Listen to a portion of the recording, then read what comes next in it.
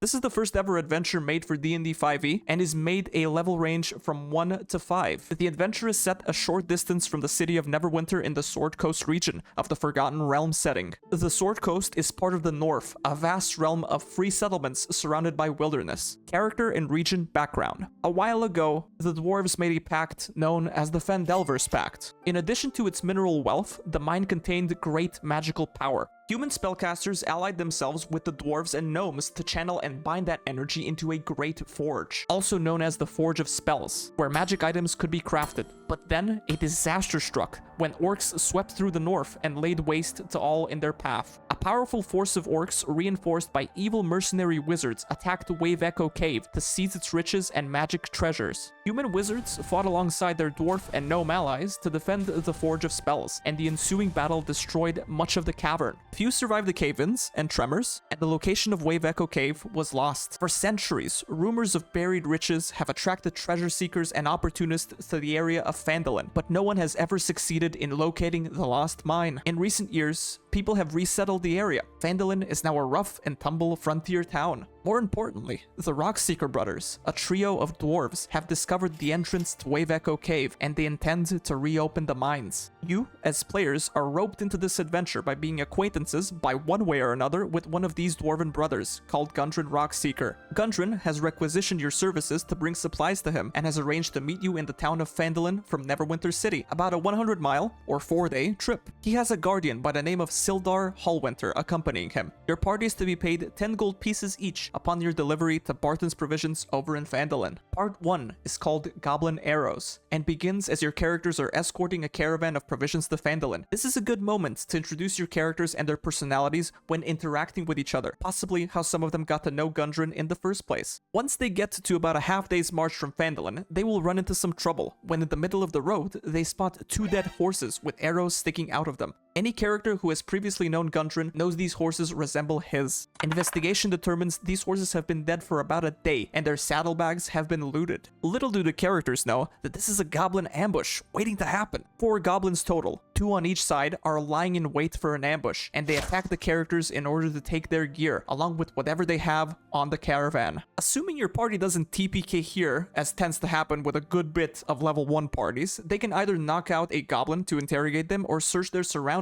If they search the woods, they will find numerous bloodstains that lead further in, giving them a lead. If the party manages to interrogate a goblin, they can get the following information from him. The goblin's lair is one they call Cragmaw Hideout, with no more than 20 goblins in their lair. Their boss is a bugbear named Clarg, who answers to the chief of the Cragmaw tribe, King Groll, who lives in a location called Cragmaw Castle, which is about 20 miles northeast of their hideout. Clarg received a messenger goblin from King Groll a few days ago. They told him that someone named the Black Spider was paying the Cragmaws to kidnap Gundren and send him to Cragmaw Castle, with his human companion being held in the quote-unquote eating cave. The party will go to Cragmaw Hideout and have to deal with some sentry goblins to gain access to the main entrance. The first room they will encounter is a kennel, with wolves chained to a stalagmite that can't reach the players but can make noise. Luckily, the goblins don't really care about this noise in the slightest bit, as they're used to the wolves barking up a storm. They will have to get through a steep passage, which has a crossing bridge with a goblin on top, keeping watch at the summit. If the characters are spotted on the way up, the goblins will activate a waterfall trap, flooding the passageway, possibly pushing the party out and dealing 2d6 damage as well. The party then has 2 choices of exploring paths to go: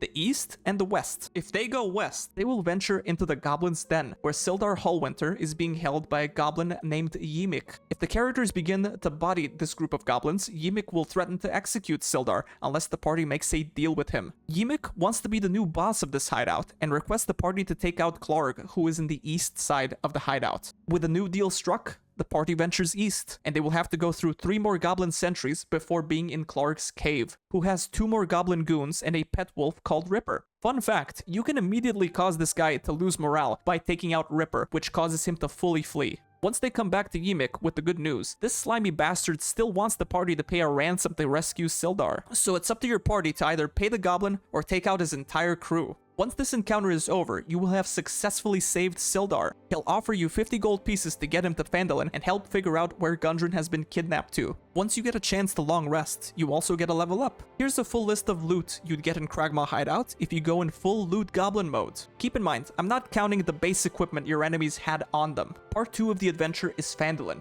and you finally arrive with your newly freed friend to the town of Fandolin. Here's a map with all the points of interest marked. I'll only be mentioning locations that are needed to advance the story. Once the characters settle in the Stonehill Inn, they notice they really aren't liked by a particular band of ruffians running around town. The Redbrand ruffians wear red cloaks and are not fans of the characters snooping around town, so a bunch of them pick a fight with the party to run them out of town. Once they've been defeated, a captive Redbrand will tell the characters this information. Their gang has been essentially racketeering the entire town, controlling it from the shadows via threats of violence, and Townmaster Harbin Wester is too scared to do anything about it. Their leader is a human wizard known as Glassstaff, due to his magic staff being made of glass. Someone called the Black Spider hired them to intimidate the party and did not give any reason. They have bugbear reinforcements in their hideout. The Redbrand hideout is under the old abandoned Tresidar Manor, up the hill to the east of Fandolin, and they have captives currently being held in the old crypts. With this, the characters have all they need to follow the lead,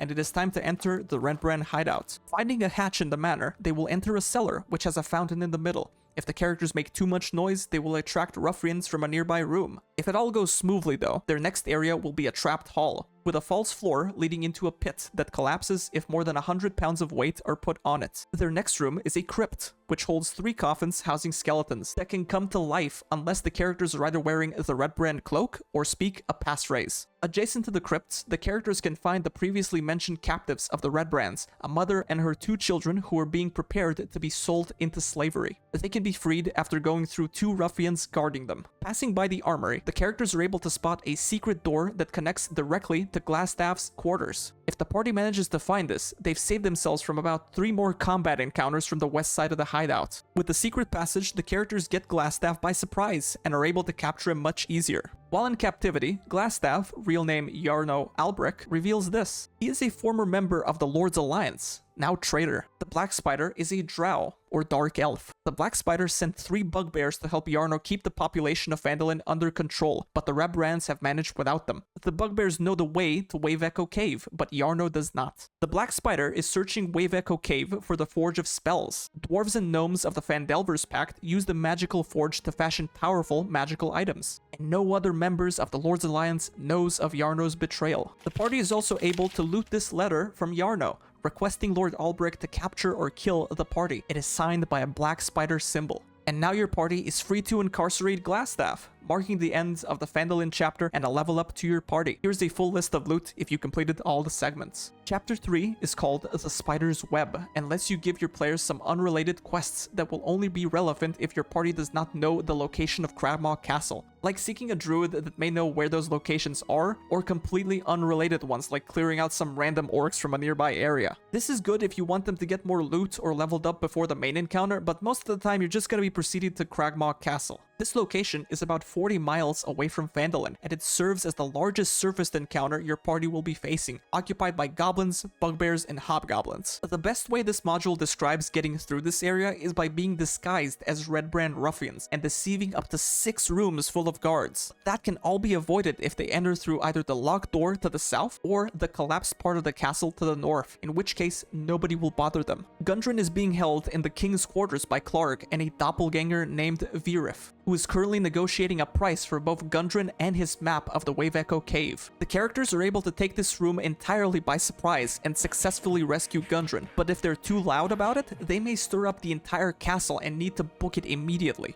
If you're going through this castle, tackling it head-on is a chore, and you're very likely to get somebody eliminated from the party or an entire TPK. But you could make it easier on yourselves by letting out a whole-ass owlbear that the goblins have chained up to the southeast to help you too. If your party went the brute force way, there is also one additional complication: you could post them on their way out. There is a warband comprised of 3 hobgoblins and 2 wolves returning from a raid that can encounter the party, and the leader may even let the characters go once he finds out that there's no leader of the Cragmaws anymore, leaving him room to take charge. But that is the second to last part of the adventure, and another level up. Here is a full list of loot. The last part of the adventure is called Wave Echo Cave, and this is the final stretch of the adventure adventure where your characters will be advancing to level 5 at the end of. The adventurers now have a chance to aid Gundren and put a stop to the nefarious schemes of the Black Spider, and of course, get access to the horde of powerful magic rumored to be hidden in the mines. The chapter starts off in the cave entrance, where the party finds the deceased brother of Gundren by the name of Tharden, who was ambushed and executed by the Black Spider's forces while awaiting for the others to enter. After fully entering the cave, the party has multiple ways to go about this dungeon. If they go through the southeast passageway, this is what they will encounter. Feel free to pause and take a look through all of the mobs, as I'll only be detailing the path of least resistance. If they go full north, they will be encountering less resistance from the environment, but more troops are this way. The path of least resistance is towards the northwest, where the only trouble they will be facing is an oblivious ochre jelly. If the party is sneaky enough though, they can pass the bugbear or doppelganger keeping guard of the last room, named the Temple of Dumathoin. This is where the adventure culminates. Nazar, the Black Spider, is furious that the characters evaded all his previous attempts to eliminate them,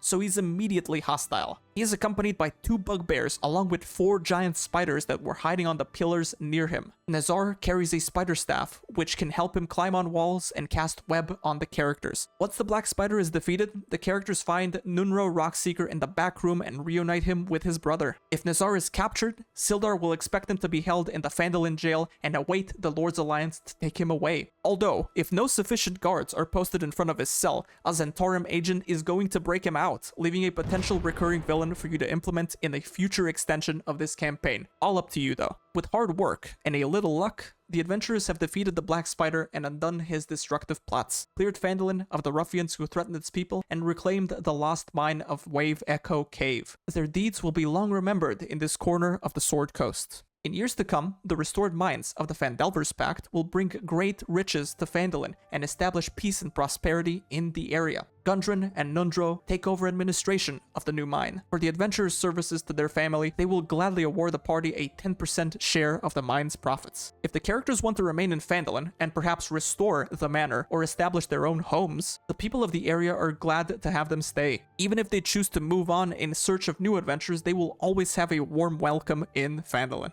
By the end of the adventure, the characters should be level 5. If you want to extend this adventure into higher levels, Phandelver and below, the Shattered Obelisk is a good adventure to go through next. And that's pretty much it. If you enjoyed the video, be sure to let me know in the comments below if you'd like more detail or a more spoiler-free version of the future modules. I tried to make it somewhere in between for this one. And to whoever's still watching, have yourself a good one.